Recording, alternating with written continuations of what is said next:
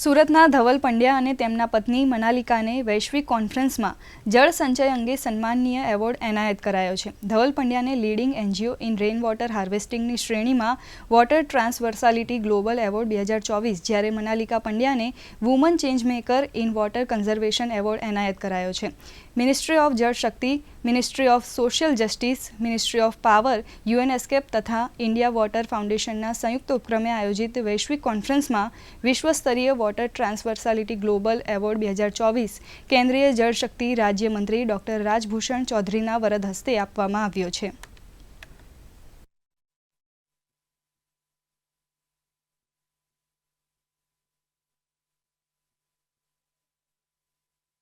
અમે જે રિસર્ચ કર્યું એ રીતે કર્યું કે શહેરી વિસ્તાર હોય કે ગ્રામીણ વિસ્તાર હોય, આ રીતના કોઈપણ પ્રદૂષક, બેક્ટેરિયા કે અન્ય કોઈપણ પ્રકારના પ્રદૂષણો પાણીની સાથે મળીને એના નાનામાં નાના પાર્ટિકલ પણ દૂર કરીને એ પાણીને રિચાર્જ કરીએ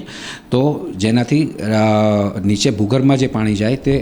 પ્રોપર શુદ્ધ થયેલું પાણી જાય અને જેના લીધે દેશમાં કોઈ નેશનલ હેલ્થના ઇસ્યુ ન ઊભા થાય. અત્યારે અમે જે સિસ્ટમ ડેવલપ કરી છે કે જ્યાં આગળ ઘણી બધી અમે ઔષધિઓનો યુઝ કરીને ત્યાં આગળ એક મેશ અમે અલગ અલગ લેયર્સ મૂકીએ છીએ અને એમાં એક મેશ મૂકીએ છીએ કે જેની અંદર બધી